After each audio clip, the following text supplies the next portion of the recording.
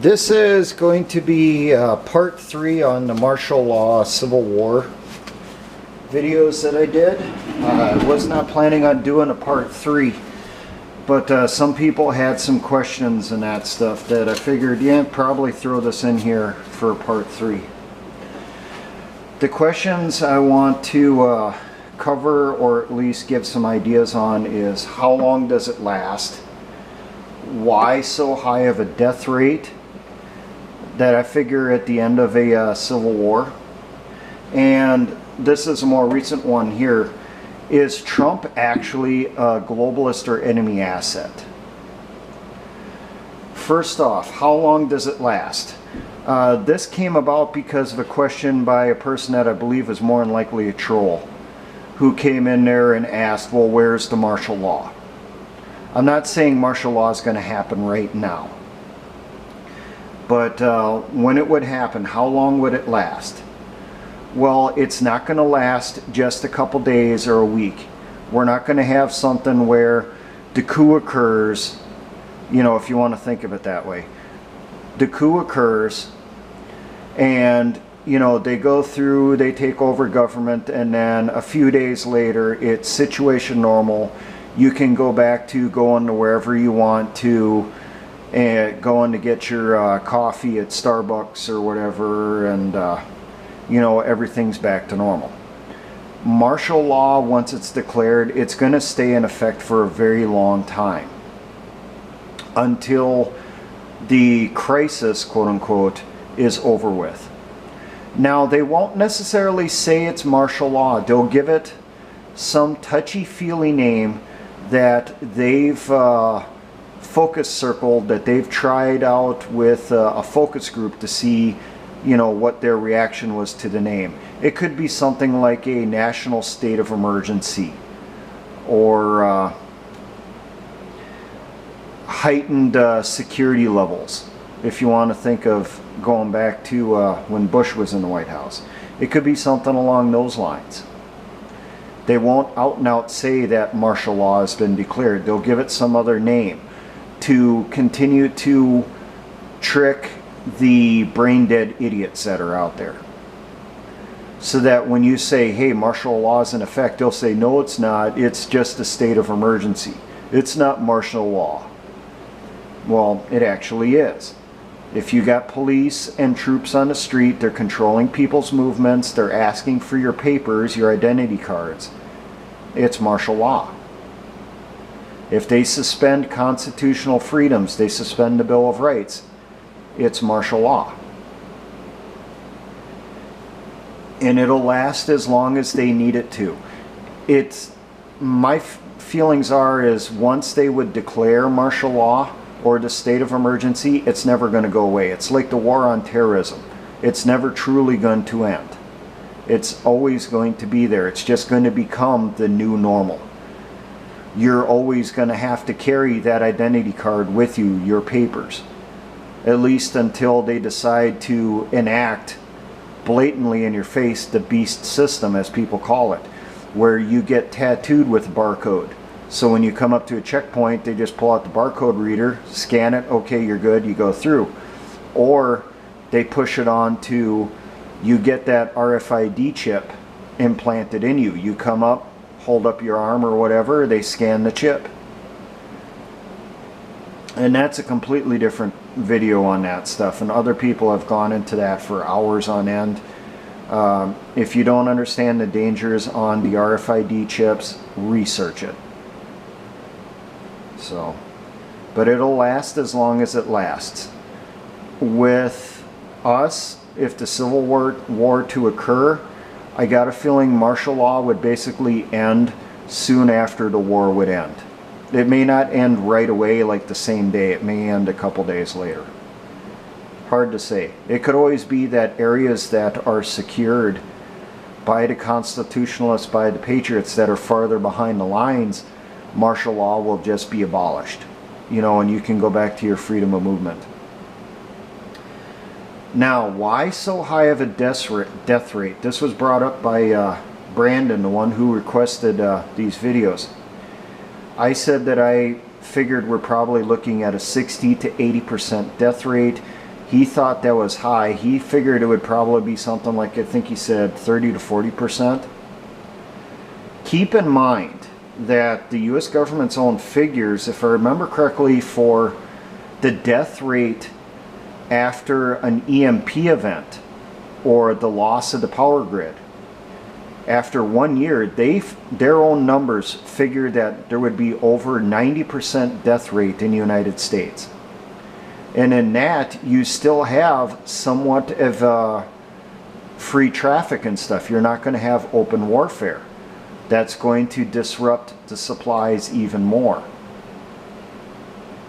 Now, granted, on that, if it's an EMP event, you're losing most of the vehicles, you're losing most of your transportation, but there's still other means out there. You know, one thing that I wish they would cover more in these CME events, coronal mass ejection, or EMP event videos that they do about, you know, the what ifs. They always gloss over things like the older modes of transportation, especially steam engines and diesel engines. It would not, for trains, it would not take long for them to get brought out of mothballs and put back into service.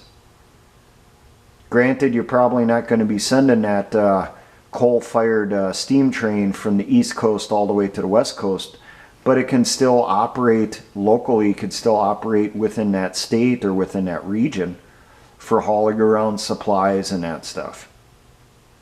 You know, so a transportation network would still get established.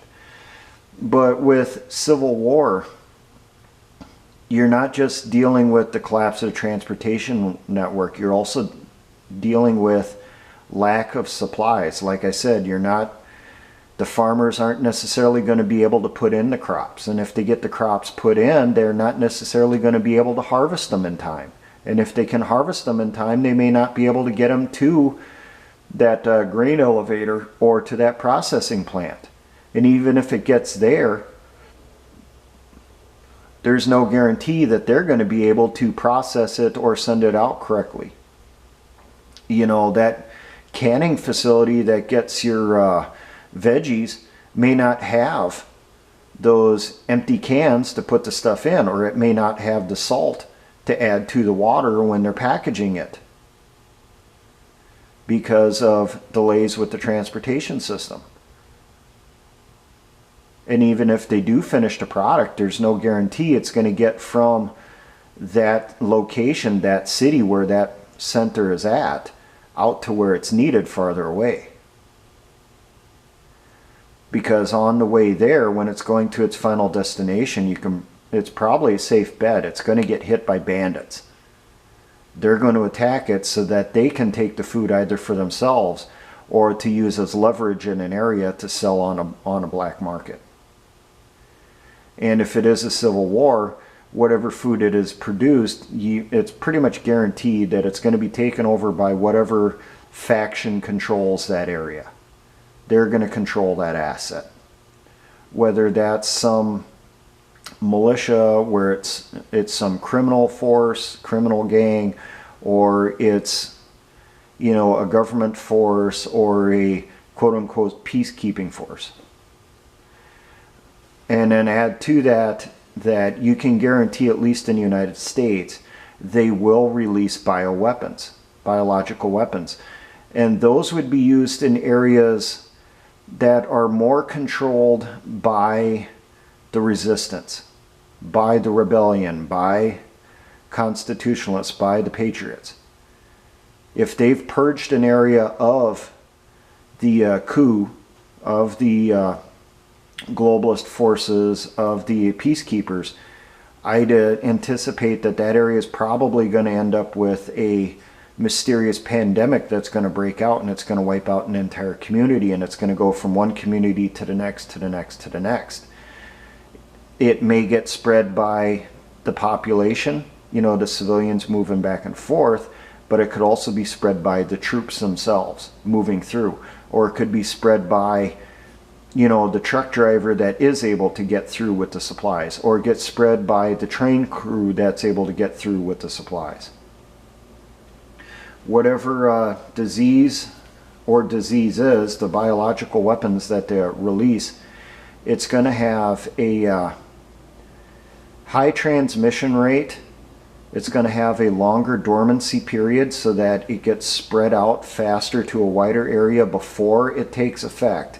And when it takes effect, it'll probably be pretty quick and it'll be extremely deadly.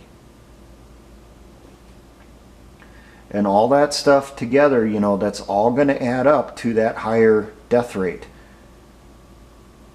Like I said, the US government's figures for a grid down scenario is they estimate after 1 year 90% of the population is going to be dead.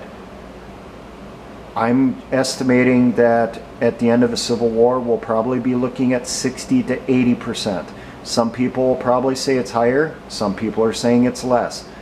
It's, quite frankly, we're not going to know until it happens what the final tally will be, and even at the end we still won't know for certain, because in some areas that death rate's going to be 100%, in other areas it'll be, you know, far less than that. It may be single digits, maybe, you know, in the teens, but you're going to have regions that are completely wiped out, and you're not going to get a full accounting then of how many actually died. So it's, in the end, it's just going to be an estimate. Now, this is something that was brought up by Kaz over at Fourth Dimension. I think it was yesterday or the day before. Is Trump actually an enemy asset? This is something I've struggled with myself since he was running as a candidate.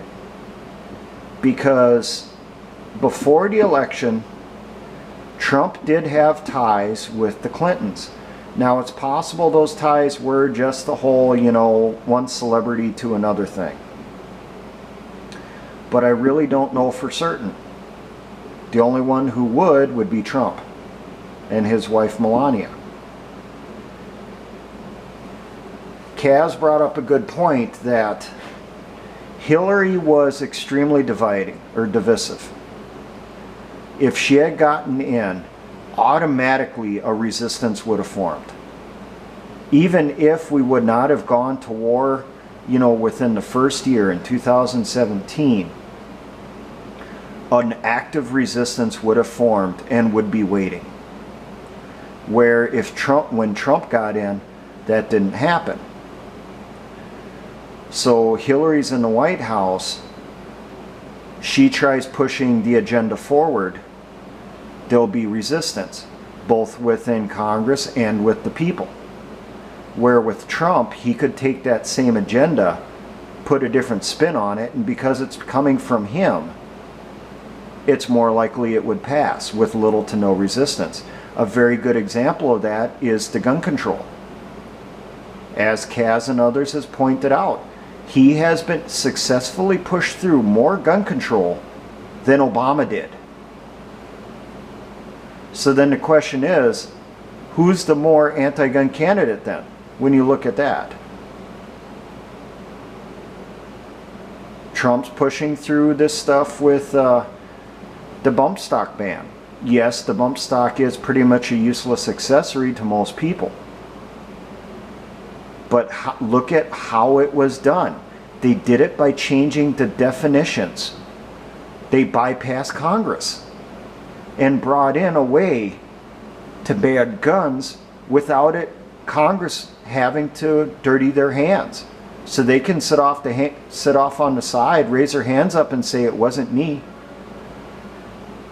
And then the federal agencies, the ATF, can go through and change whatever regulation they like, because now they have the precedents that they can show to the courts when people bring up lawsuits. They can point out that, hey, we were allowed to do this with this, so we should be able to use the same procedure to do it with this. That slippery slope. So that's another thing that really makes you wonder. And as I brought up a week, 2 weeks ago, I've wondered if Trump being in the White House, if one of the reasons he's in there wasn't just to draw out the patriots in government. The patriots that had hidden themselves away in government, waiting for the event or whatever event to occur, so that they could be part of the resistance, that they could fight it from the inside. Well, once Trump got in the White House, everybody, kicked back and said, we're restoring the country, we don't have to do this anymore. So what if now those patriots are being identified and they're being eliminated one by one without us knowing? So that when the event would occur, that little patriotic resistance, that little thread that we knew was in there is actually gone completely.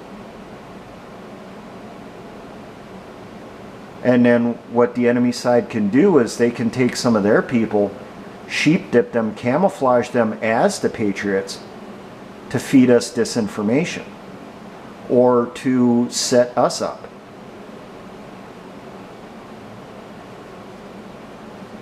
I really do wonder. I really, really do.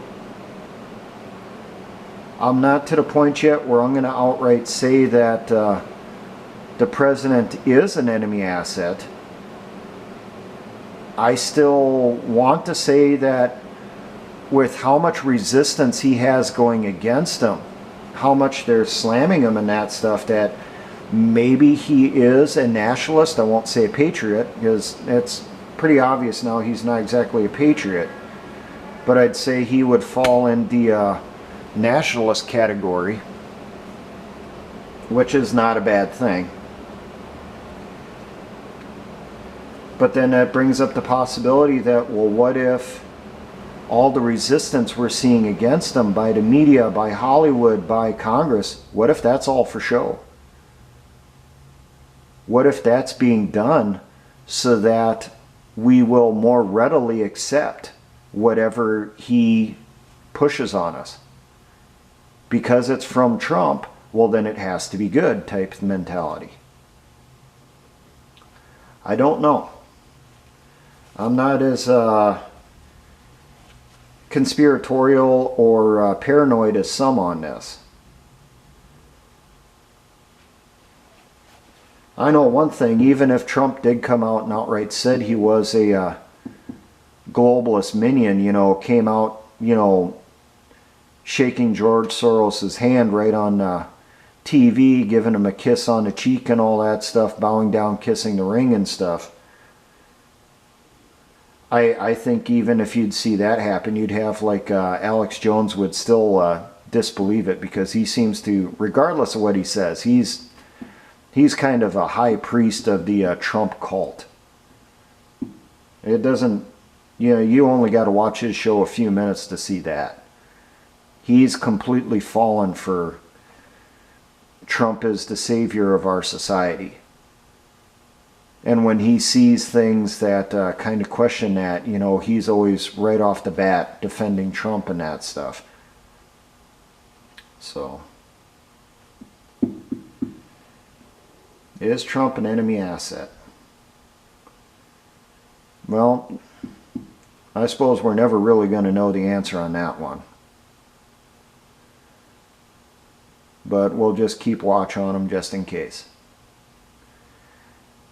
As I mentioned with the Antifa Revolution, Bolshevik Revolution 2.0 that was supposed to have happened November of 2017, have that dual planning process in effect right now. Have two plans, one for if things go bad and one for if things continue as normal. I'm trying to do that right now. I'm making plans as to what additional changes I want to do with the property I bought here this last year. And at the same time, I'm planning, okay, what am I going to do if a civil war starts? And you got to kind of balance it out. Where are you going to put more of your money to? Are you going to put it more into the supplies to carry with you, or are you going to use it for making your current location better? And if you're making your current location better, okay, is it going to be more of the decor or the way it looks to make it more personalized, or are you going to make it more of a practical thing? Think of it along the lines of a woman when she gets a new property or that stuff, you know, her husband buys a new house or she buys a new house and she wants to plant the garden. Well, is she going to put vegetables in it or is she going to put flowers in it? You know, that type of thing, which is more practical. So for me, I know I got plans on, I got some fruit trees I want to put in this spring. I want to expand the size of the garden and stuff like that. I also want to put in some fencing to try to keep deer out also. I got a feeling that's going to be a big issue for me come next summer. So, and now when I put in the fencing, am I going to put in a quick, dirty, you know, just works for now thing, or am I going to put in something that's more long term? Thinking for farther down the road, something that I want to last. So, you know, that's the type of planning we need to be doing right now. We need to plan for both contingencies. The contingency that nothing happens, we continue with situation normal, everything's all messed up. Or we move on to the contingency of, you know, the bugle has sounded, it's time to pick up your gear, it's time to ruck up, grab your rifle, and start moving out. You need to have those two plans going at all times. And that would also happen during your operations too, during a civil war. You plan for, well, what's going to be the result if the operation goes smoothly, if it happens the way you want it to, well then what next? But then you also have to plan for, well, what if the operation goes wrong? What's going to happen? If we lose all the assets we employed in this operation, how is that going to affect us in future operations? How is that going to affect us, you know, in this area? How is it going to affect us in that area? How is it going to affect the future goals of the organization or the movement? So this is probably going to be the last video on the martial law stuff. If anyone can think of any other things, hey, let's talk this over in the discussion section. Okay, more people can get involved then. I am actively going through and banning the trolls. Most of them, they get banned and I delete their comment, they're gone. Some of them, I will ban them and then I will post, or I'll post on there that I'm dropping the ban hammer on them, and then I ban them so that they get the notice. I had that here this last week when I posted the stuff on martial law. I had someone come in there who you couldn't tell on the surface, okay? But when you went and looked at the person's channel, this person was a neo-Nazi. He had posted something on for a comment about, hey, you should look up the Turner Diaries. And I told him I'm not going to read that Nazi wet dream. It's about the Nazis taking over the United States and then turning the nuclear arsenal against Israel and then wiping out the Jews and stuff around the world. The Turner Diaries is a Nazi wet dream. And I told him I refused to read it. And then he came back at me and said, well, that's what, you know, if that's your choice, that's your choice. You'll keep your head in the stand, Jew lover type thing. So, you know, I banned him. So, I've banned more people over this last month to 2 months than I had previously since I started the channel. I've banned at least 10 times the number of trolls and that stuff over the past couple months here than I had in the previous couple years. So now for all my brothers and sisters in the Patriot and Militia movements, always remember, Essayons, let us try.